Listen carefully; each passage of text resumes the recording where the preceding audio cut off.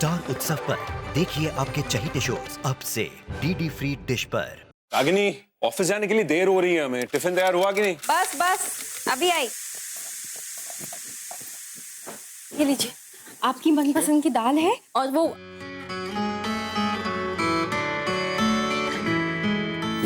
और अब जल्दी जाइए, आप लेट हो जाएंगे। जाइए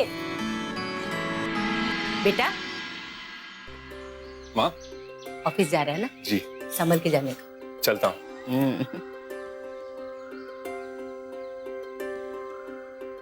बहू। जी माँ जी। मंदिर जा रहे हैं हम, पीछे से रसोई का काम निपटा लेना। जी ठीक।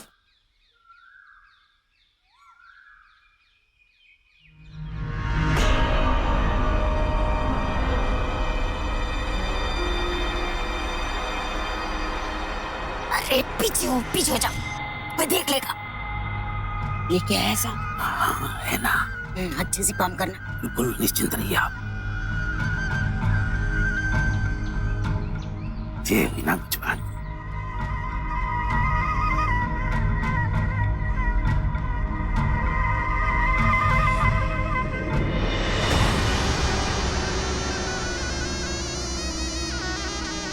अरे जाग मेरे शेर, अरे माल पानी मिल गया है।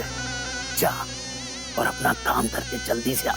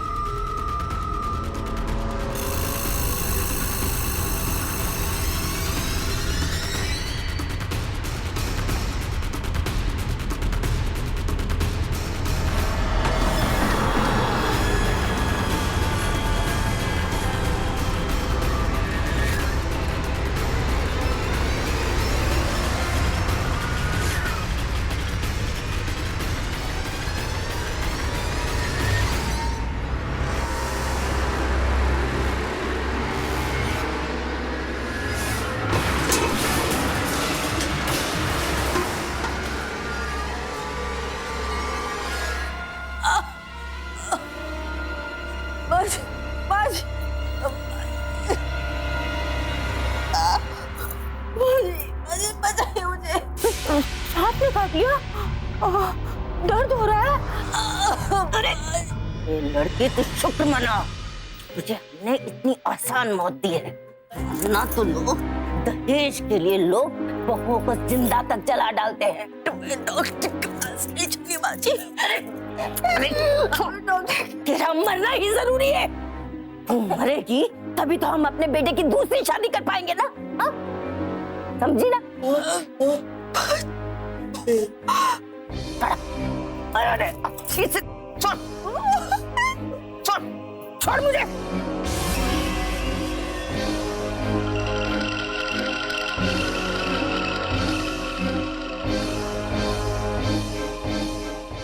लालच का जहर इंसानी रिश्तों को भी जहरीला बना देता है। यहां भी कुछ ऐसा ही हो रहा था। एक सास ने दहेज के लालच में अपनी बहू को मार डालने के लिए इतनी बड़ी साजिश रची। दहेज का यह जहर हमारे समाज को खोखला करता जा रहा है। एक अंग्रेजी अखबार के अनुसार हमारे देश में हर रोज तकरीबन 22 महिलाओं को दहेज के लिए मार डाला जाता है। यानी औसतन हर घंटे में एक महिला दहेज की बलि चढ़ती है। और यह आंकड़ा हर साल बढ़ रहा है, कम नहीं हो रहा। अब सवाल यह था कि क्या रागिनी के साथ हुई नाइंसाफी की सजा उसकी सास को मिल पाएगी? क्या सच कभी सामने आएगा? क्या होने वाला था आगे?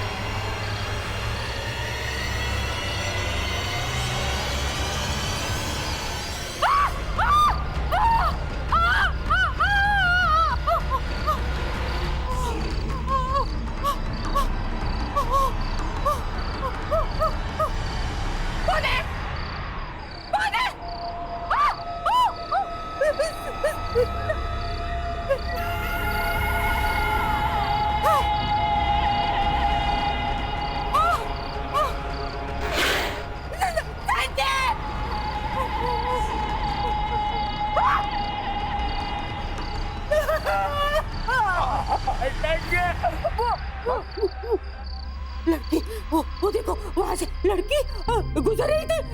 सांप ने लड़की को डस लिया, वो तड़प रही थी। माँ कुछ नहीं है वहां पर, आपका वहम है।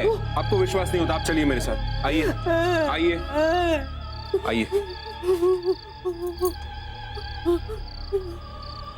क्या है? कुछ भी तो नहीं है यहाँ पर माँ, कुछ भी तो नहीं। ये देखिए, अरे माँ वो रस्सी है जिसकी परछाई आपको सांप जैसी लगी थी। कुछ नहीं है वहाँ, सिर्फ एक रस्सी है, देखिए। और वो लड़की वो कहाँ गई? वो मेरे आंखों के सामने से गुजरी थी।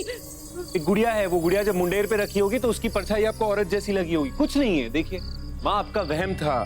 चलिए चलिए चलिए, सब ठीक है। चलिए आप अंदर चलिए और आराम से सो जाइए। चलिए आइए।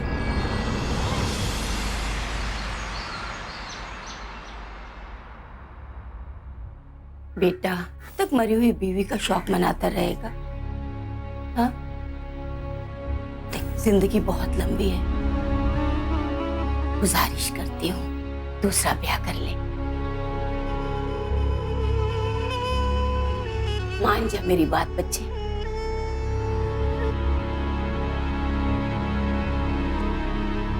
ये नहीं हो सकता माँ, मैं दूसरा ब्याह नहीं रचा सकता। मैंने पहले भी कहा है आपसे, मैं रागिनी को नहीं बुला पाऊंगा। बेटा पर देखो जो होना था वो, बेटा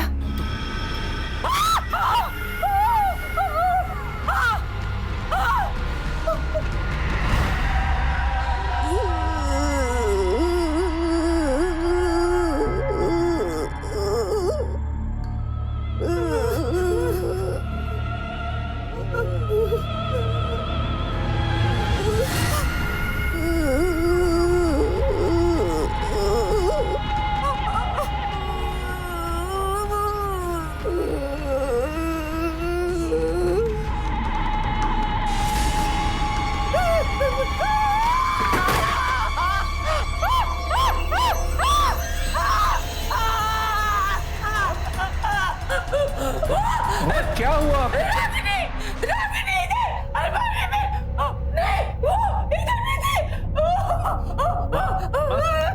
कोई नहीं है यहाँ पर, कोई नहीं है यहाँ पर। हाँ, हो सकता है कि इस आईने में आपने रागिनी की वो फोटोग्राफ देखी होगी, इसलिए आपको ऐसा लगा कि वहां रागिनी खड़ी। माँ आपका वहम है, कोई नहीं है यहाँ पर। देखिए आप प्लीज अपनी दवाइयां वक्त पे लीजिए, सब ठीक हो जाएगा। नहीं ठीक होगा जब तक तू ब्याह नहीं कराएगा। हाथ जोड़ती हूँ, ब्याह कर ले, दूसरा ब्याह।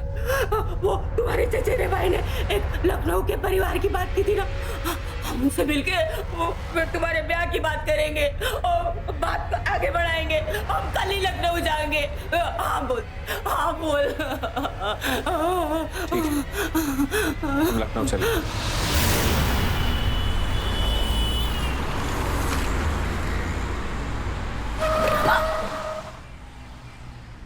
क्या हुआ? ये अचानक गाड़ी को क्या हो गया? लगता है कुछ गड़बड़ है मां, हम देखते हैं।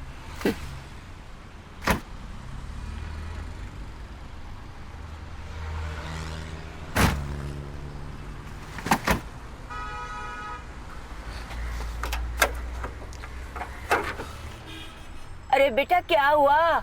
लगता है गाड़ी गर्म हो चुकी है, हमें थोड़ी देर रुकना पड़ेगा। शुभ काम के लिए जा रहे हैं, लड़की देखने के लिए। ये अड़चन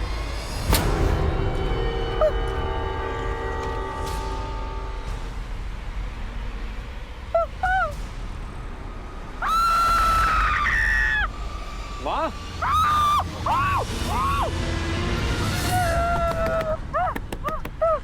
खोलिए। क्या हुआ? रागिनी आई थी, मेरे पास आई थी। माँ मैंने आपको कितनी बार बताया रागिनी मर चुकी है। अरे तो उसकी आत्मा आई होगी ना। आत्मा?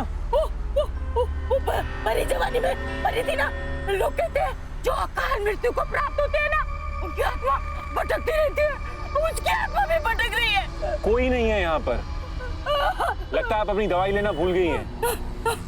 रागिनी मर चुकी है माँ। चलिए, गाड़ी ठीक हो गई है।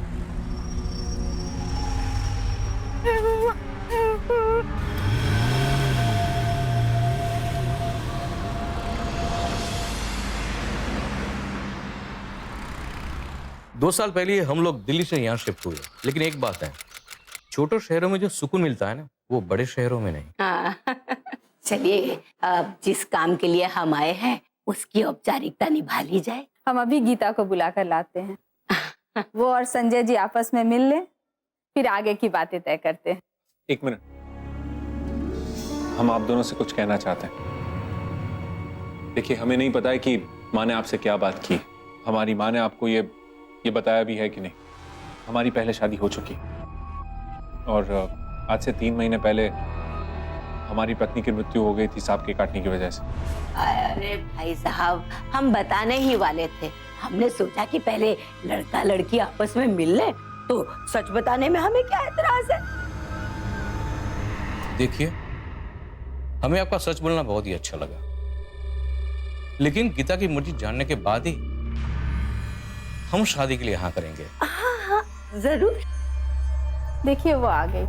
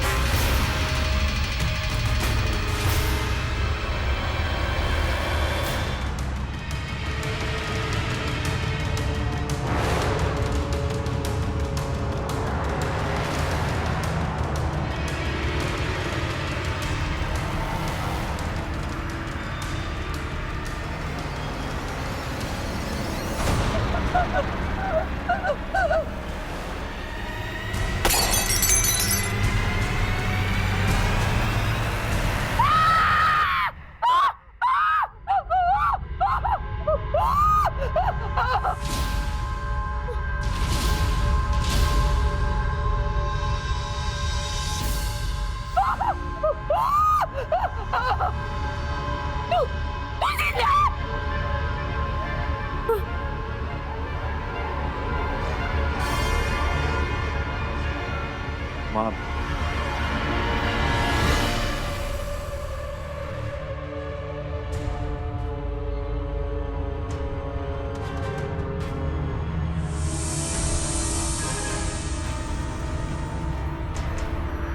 ये देखिए, ये रागिनी की फोटोग्राफ।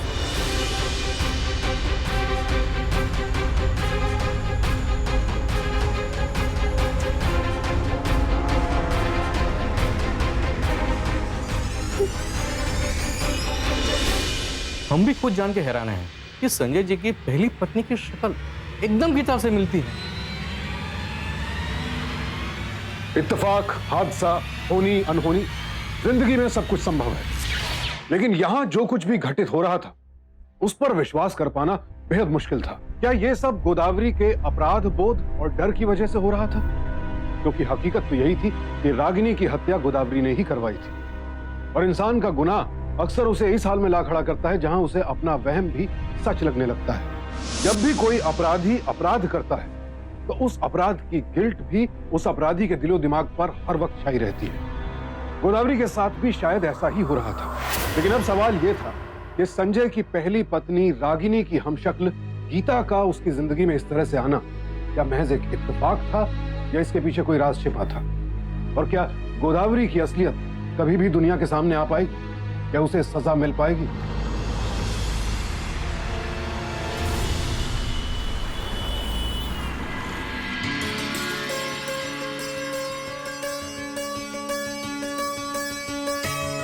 बहू, अब अपने दाहिने पैर से इस चावल के कलश को पैर मार के गृह प्रवेश करो। ये क्या कर दिया तुमने? मैंने दाहिने पैर से पैर मारने को बोला था और तुमने बाएं। वो सॉरी माँ जी, वो हमसे गलती हो गई। वो हम ना जरा ये दाएं बाएं के चक्कर में बहुत कंफ्यूज हो जाते हैं। अरे ये क्या किया तूने? हमने तुझे दाहिने पैर से मारने को बोला था, वो तूने बाएं पैर से। वो माफ कीजिएगा माँ जी, हम ना जरा वो दाएं बाएं के चक्कर में कंफ्यूज हो जाते हैं। तो क्या हुआ माँ जी, हमने कुछ गलत किया? माँ कोई बात नहीं, जो हुआ सो हुआ। आओ।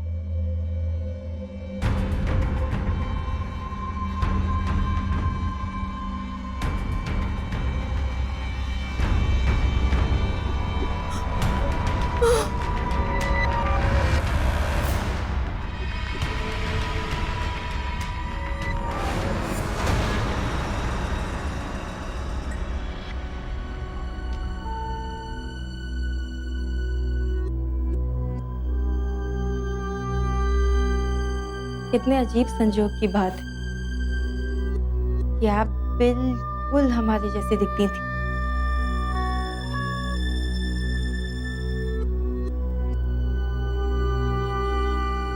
हमें आशीर्वाद दीजिए दीदी कि हम अपने पति और अपनी सास को वो सब खुशियां दे पाए जो आप देना चाहती थी।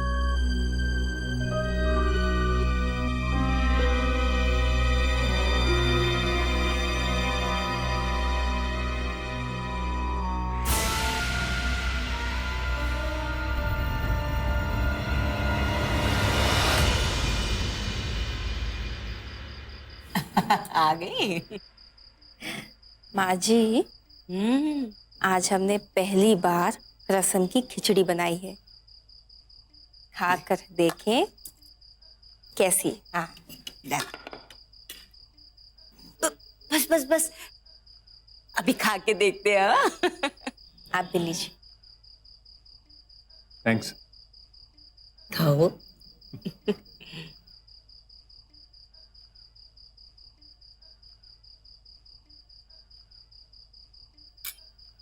बहुत स्वादिष्ट बनाई है, पर नमक थोड़ा कम नहीं है? वो क्या है ना माँ जी, हमारे पापा को ना हाई बीपी है। डॉक्टर ने कहा है जितना हो सके कम नमक खाएं। डॉक्टर ने कहा कि चीनी और नमक सफेद जहर है, इंसान को धीरे धीरे मारते हैं।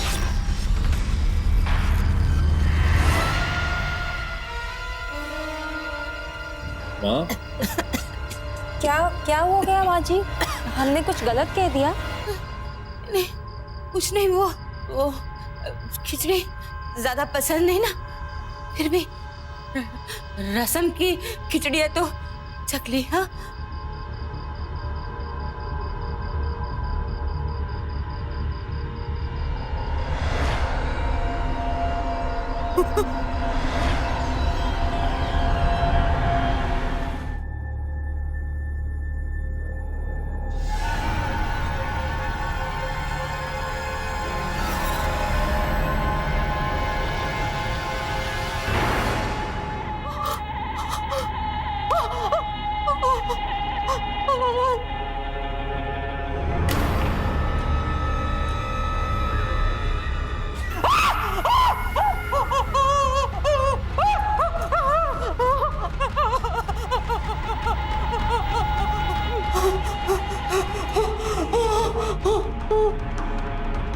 क्या हुआ माँ जी? सर दुख रहा है? बाम लगा दूं?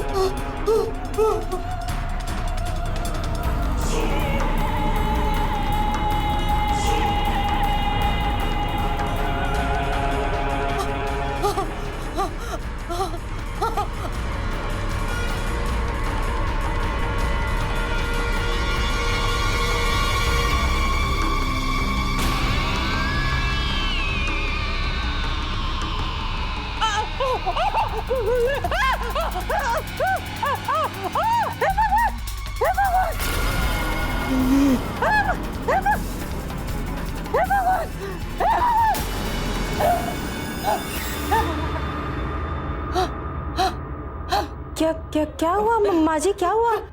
आप इतना हाफ क्यों रही है? आपकी तबीयत तो ठीक है? माँ जी आपकी तबीयत ठीक नहीं है? ठीक है। हाँ हम जाते हैं।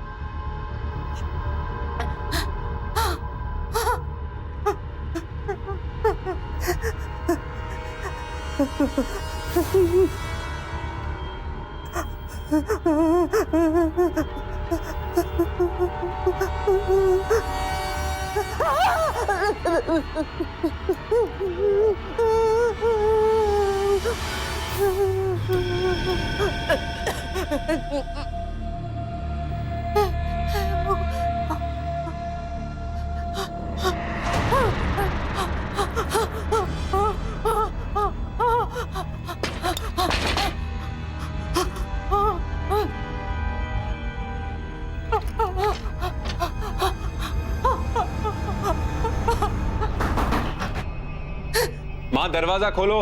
माँ, मेरा बेटा, मेरा बेटा। माँ क्या हुआ आपको? बेटा वो रागिनी की आत्मा है जो भटक रही है। माँ ये सब क्या कह रही हैं? दूर है, इससे दूर है। ये रागिनी की आत्मा है।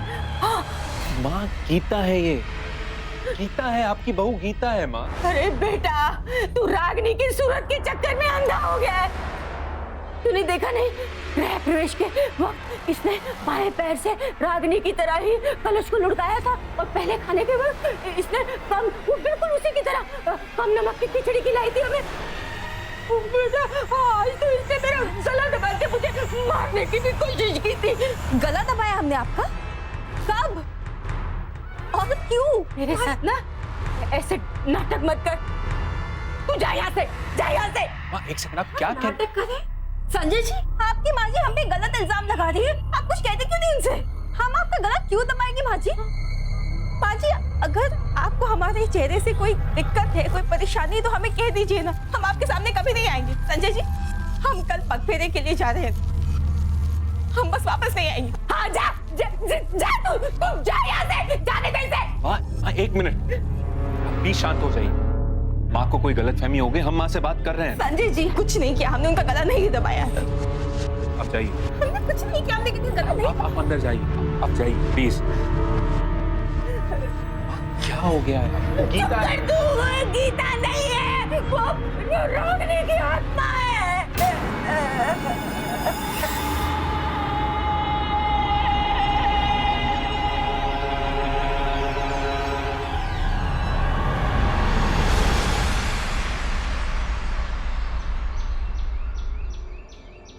अच्छा माँ, हम चलते हैं। चलें?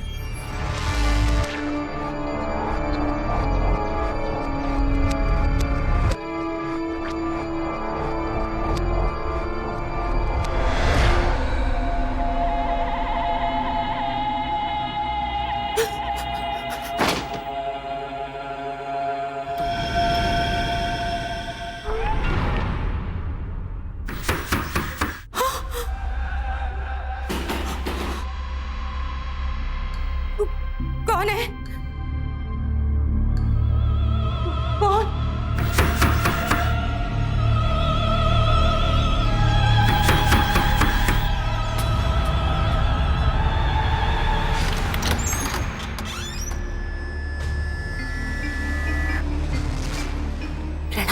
बाबा को कुछ मिलेगा माई? जी, लाती हूँ।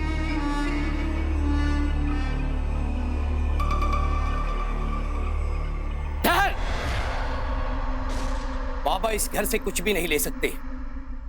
इस घर में बुरा साया है।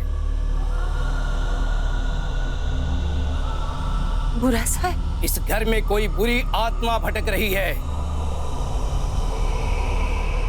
हाँ बाबा जी, हमें भी ऐसा ही लगता है, पर हमारा बेटा नहीं मानता। वो हमारी बहू। हाँ, तुम्हारी बहू के अंदर ही वो बुरी आत्मा प्रवेश कर चुकी है। बाबा जी, आप तो अंतर्यामी हैं, कोई उपाय कीजिए, हमें छुटकारा दिलाइए उससे। अवश्य छुटकारा मिल जाएगा, पर उसके लिए तुम्हें थोड़ा परिश्रम करना पड़ेगा। आप जो कहेंगे हम वही करेंगे। तो ठीक है, जाओ उस लड़की के घर के मिट्टी लेकर आओ। उस मिट्टी का हम हवन कुंड बनाएंगे और फिर हवन करेंगे, और फिर इस घर से बुरी आत्मा हमेशा हमेशा के लिए निकल जाएगी।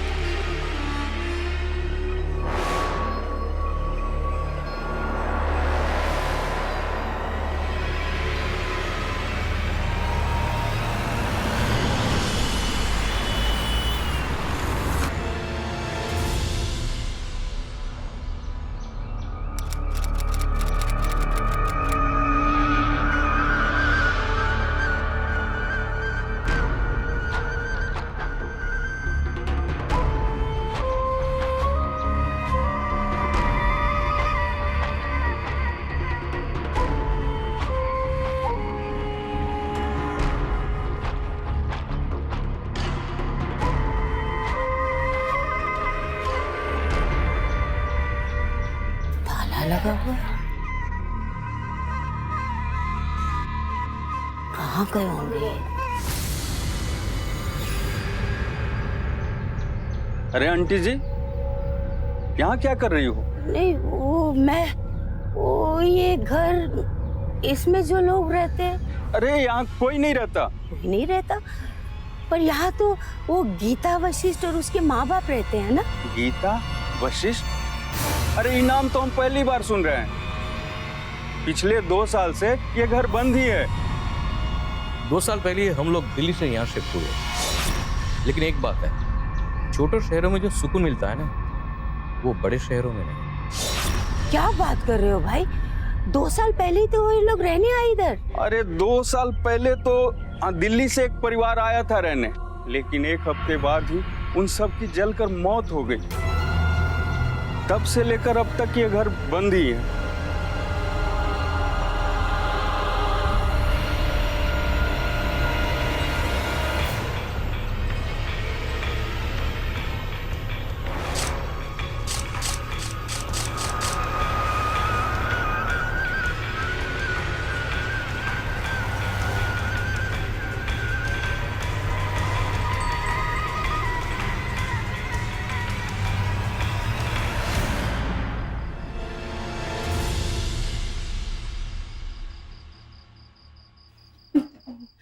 छोड़ा है ना उसे? नहीं माँ, एक्चुअली गीता के माता पिता के किसी रिश्तेदार की तबीयत खराब हो गई, इसलिए उन्हें अचानक बनारस जाना पड़ा। अरे बनारस नहीं, वो किसी शमशान घाट में गए होंगे। कि ये लड़की और इसके माँ बाप कोई इंसान नहीं, भटकती हुई आत्माएं हैं। तो पीछा क्यों नहीं छुड़ाता इनसे? अरे निकाल के बाहर।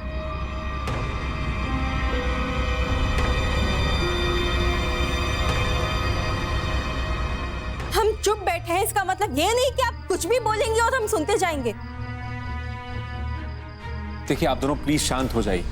माँ आप परेशान मत होइए, हमारी बात तो सुनिए। परेशान नहीं हूँ, पर मैं जानती हूँ इस लड़की ने क्या जादू कर रखा है तुम पर।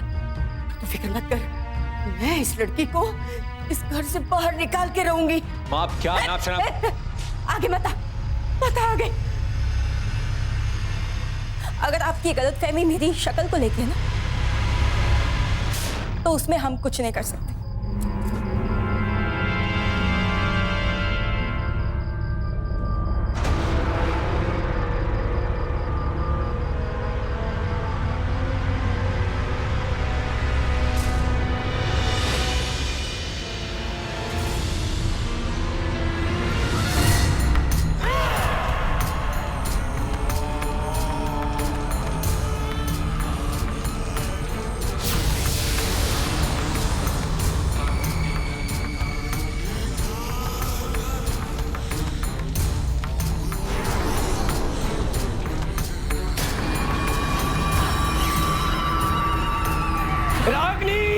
तुम सामने आ जाओ, तुम मुझसे बच नहीं सकती। सामने आ जाओ रागिनी।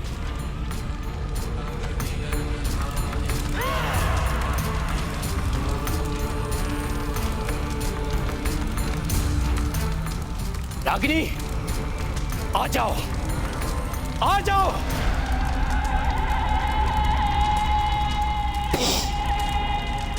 आ जाओ।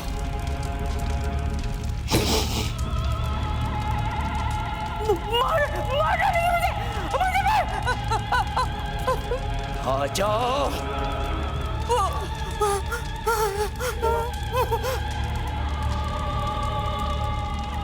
कौन है तू? कौन है तू? हम तुम्हें यहाँ मुक्ति दिलाने के लिए आए हैं। चला जा यहाँ से। हम जानते हैं कि तू रागिनी जैसी दिखने वाली लड़की के शरीर में प्रवेश कर चुकी है। तू उस बेचारी लड़की के शरीर से निकल जा। नहीं, ये मार डालेगी मुझे। कुछ नहीं होगा, कुछ नहीं होगा, आप शांत रहिए।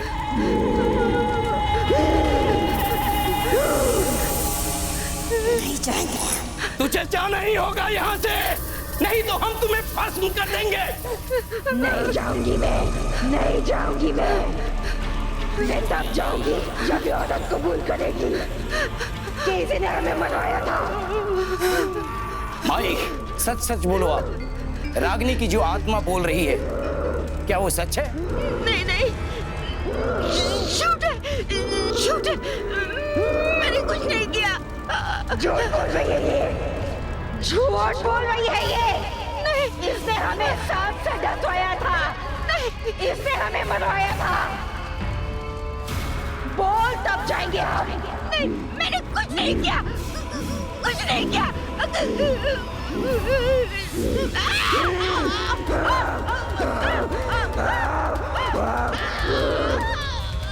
बस करो गीता। बोल। गीता रुक जाओ, गीता बस करो। रागिनी बस, बस करो रागिनी। हाँ माँ, ये रागिनी है। रागिनी जिंदा है, ये गीता नहीं। हमने सच छुपाया था आपसे। रागिनी के अंतिम संस्कार से पहले ही हमें पता चल गया था कि रागिनी मरी नहीं। क्योंकि आपकी पत्नी की मृत्यु सांप के काटने से हुई है, इसलिए वैदिक रीति के अनुसार उनके शरीर का अंतिम संस्कार गंगा में प्रवाहित करके किया जाएगा।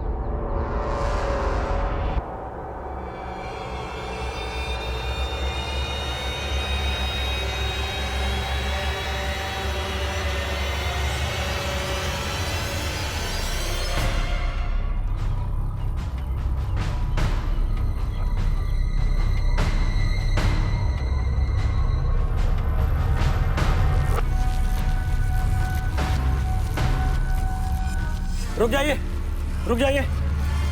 आपकी पत्नी जीवित है, क्योंकि मृत शरीर से कभी आंसू नहीं बह सकते। देखिए, जिस डॉक्टर ने इनको चेकअप किया था वो गलत ढंग से किया था। इनके शरीर में सांप का जहर फैलने की वजह से इनको लकवा मार गया था। ये मरी नहीं थी। हाँ, कल तक आप इन्हें ले जाइएगा।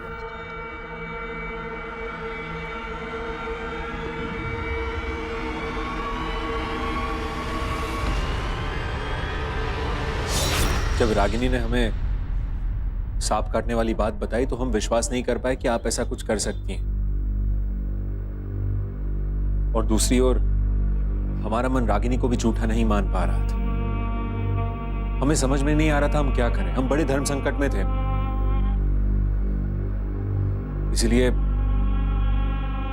इसलिए हमने रागिनी के साथ मिलकर आपके साथ ये सब नाटक किए।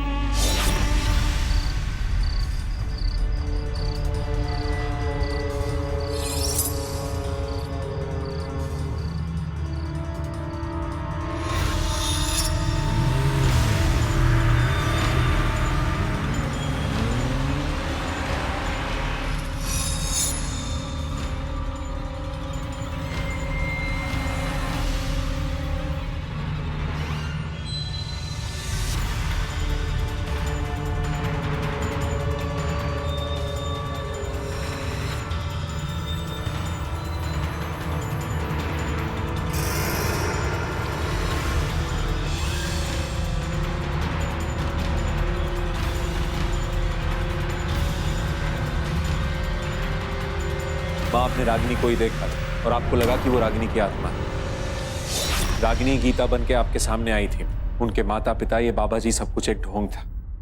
सब एक नाटक था ताकि आपसे सच उगलवाया जा सके। वो सच जिसमें 3 महीने पहले रागिनी को सांप कटवा के आपने मारने की कोशिश की थी। बेटा, हम पे यकीन करो, हम तुम्हारी कसम खा के कहती हैं, हम भला इतना बड़ा झूठ क्यों बोलेंगे? अरे तुम हमारे इकलौते बेटे हो। हम माँ होकर अपने इकलौते बेटे का घर उजाड़ देंगे? हमने रागिनी को बिल्कुल नहीं मारा। क्यों शक कर रहे हो?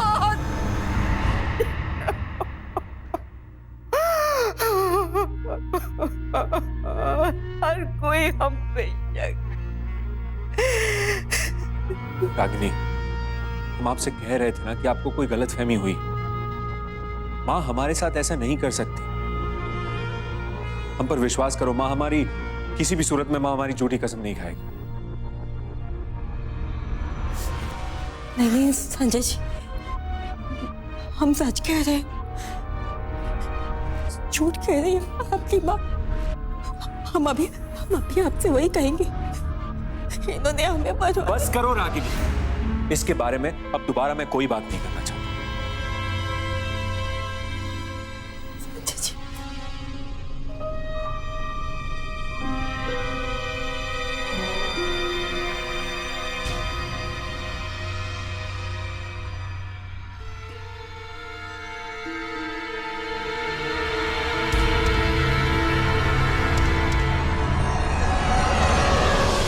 रागिनी, टिफिन तैयार है, जल्दी करो बाबा, देर हो रही है।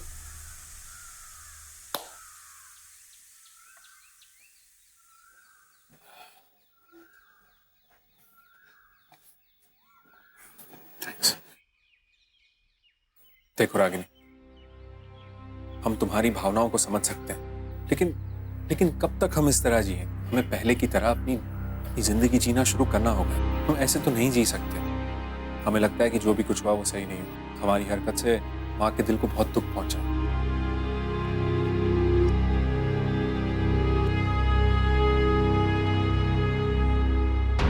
संजय जी, आपके दिल में आपकी माँ के लिए जो प्यार है, जो विश्वास है, हम इस बात को अच्छे से समझ सकते हैं और इसी बात के लिए हम आपकी बहुत इज्जत करते हैं। लेकिन संजय जी, आपको थोड़ा सा विश्वास मुझ पे भी करना होगा। हम झूठ नहीं कह रहे हैं। आपकी माँ जो दिखावा कर रही है वो वैसी बिल्कुल नहीं है। हमारा विश्वास कीजिए। देखो रागिनी, तुमने जो भी कुछ कहा, जैसे भी कहा, हमने सब कुछ किया। हम दोबारा हमारी माँ के खिलाफ कुछ भी सुनना पसंद नहीं करेंगे। संजय जी, संजय जी,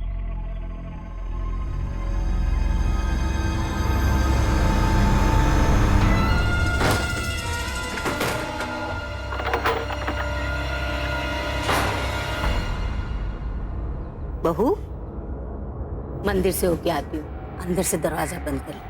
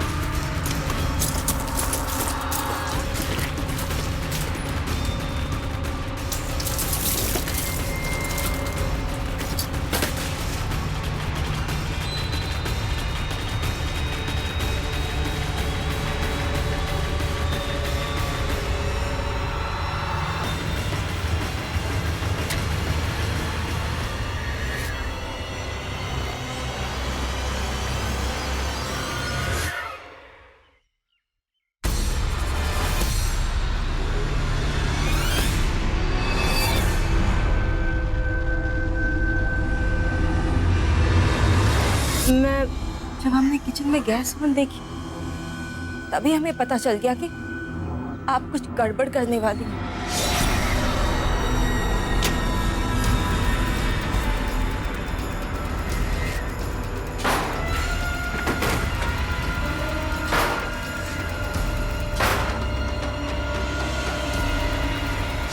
इसलिए तुरंत हम पीछे के दरवाजे से बाहर गए और संजय जी को यहाँ बुला लिया। कुछ नहीं किया बेटा। वो अब ये सब क्या कर रही थी? प्लीज अब नाटक बंद कीजिए। आपको एक बार भी ख्याल नहीं आया कम से कम अपने बेटे के विश्वास की लाज रख लेती आप? माफ कर दो। आपके पास मौका था अपनी गलती कबूल करने का, लेकिन नहीं। हम कहते रागिनी से आपको माफ करने के लिए, लेकिन नहीं। पहले दहेज की लालच में आकर आपने रागिनी की जान लेनी चाहिए, और इस बार आप अपनी बहू को जिंदा जलाना चाहती थी। माँ तो वो होती है जो अपने बच्चों का घर बसाती है, अब खुद अपने बेटे का घर बर्बाद करने चली थी। माफ कर दे। रागिनी को दहेज के लिए प्रताड़ित करने और उसे मारने की कोशिश के अपराध में गोदावरी को डोमेस्टिक वायलेंस एक्ट के साथ साथ आईपीसी के सेक्शन 498A और 307 के तहत 7 साल कैद की सजा सुनाई गई।